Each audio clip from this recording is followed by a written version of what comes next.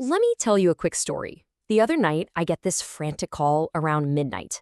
It's my friend Ria, and she's in the middle of studying for her criminal law exam. And I could tell right away she was totally stressed out.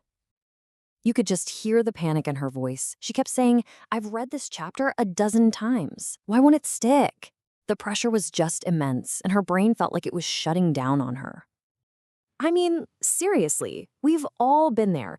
You put in all the work, you've got highlighters in every color, you've stared at the textbook until the words blur, but when you actually need the information, poof, it's gone. Here's the thing though, it's not about how hard you're working, it's about how you're working.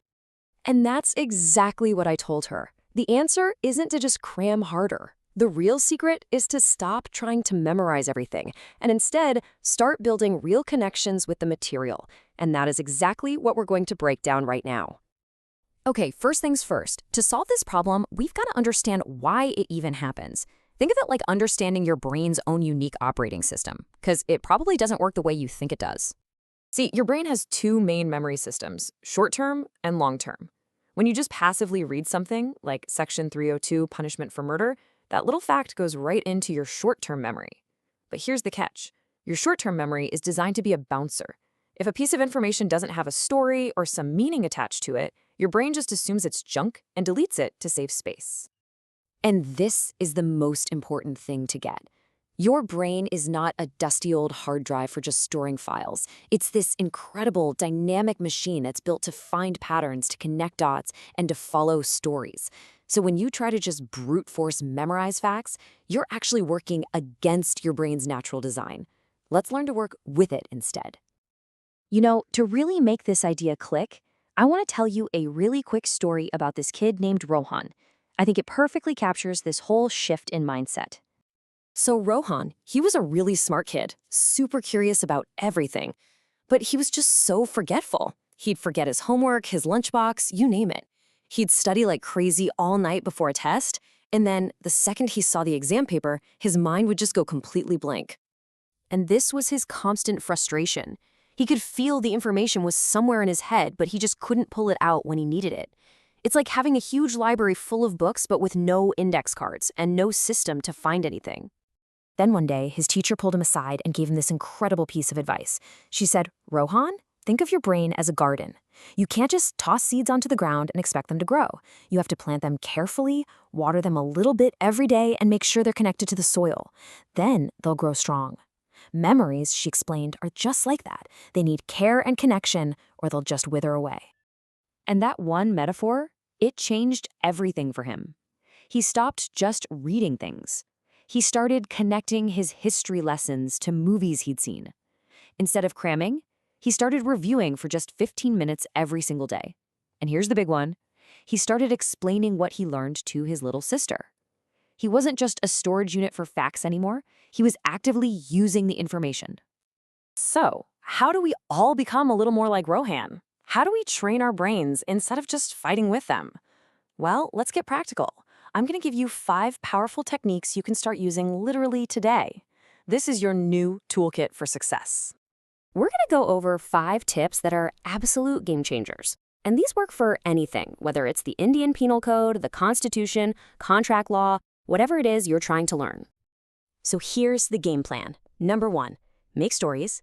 Number 2, use silly acronyms. Number 3, group sections together. Number 4, use flashcards. And number 5, my personal favorite and the most powerful of all, teach it to someone else. All right, tip 1. Our brains are hardwired for stories, not for random numbers. So when you see Section 300, murder, don't just see the number. Create a mini movie in your head. Visualize a crime scene. Imagine a detective drama. When you read Article 21, right to life, don't just see the words. Make it personal. Say to yourself, this is the article that protects my life. That emotional hook makes it unforgettable. Okay, moving on to tip 2. Now, here's a fun fact about our brains. The weirder and sillier something is, the more likely we are to remember it. So let's take the 5 exceptions to Section 300. Instead of trying to memorize a boring list, we're going to make a silly little acronym. How about PSDM? It stands for provocation, self-defense, duty, intoxication, and minor. It sounds completely random, right? A bit strange? Perfect. That's exactly why your brain will hold on to it. Tip 3 is all about bringing order to the chaos. Stop trying to learn sections one by one in a long, boring line. Instead, group them together by theme. For example, sections 299 all the way through 304 in the IPC, they're all about homicide. They're a family. When you study them together, your brain starts building a mental map, making it so much easier to find what you're looking for later. Tip 4 is where we get active. Just reading something over and over is passive, and it's not very effective. So grab some flashcards. You can use real paper ones or an app like Anki or Quizlet. Put the section number on one side and the main idea on the other. Or even better, plaster your wall with sticky notes. Every time you walk by, you're getting a tiny subconscious revision session.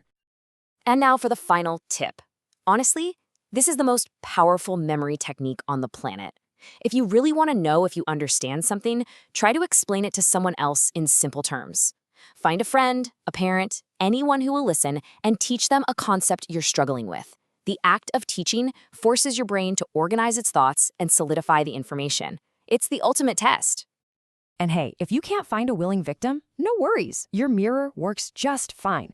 Seriously, just explaining a concept out loud to yourself is incredibly powerful. The key is to get the words out of your head and into the air. Okay, so let's pull all of this together. At the end of the day, this isn't just about memorizing facts to pass a test. It's about actually understanding the beautiful, logical system that is the law. And it all starts with changing your approach. Just remember these 3 things. They're going to be your new best friends. Stories will always beat random numbers. Patterns will always beat random facts. And active recall will always beat passive reading. Your job isn't to memorize the law. It's to make the law make sense to you. So I'll leave you with this question. Which section is haunting you? You know the one, that number that just won't stick no matter what you do. I want you to pick that section and try just one of these techniques on it today. You'll be amazed at how quickly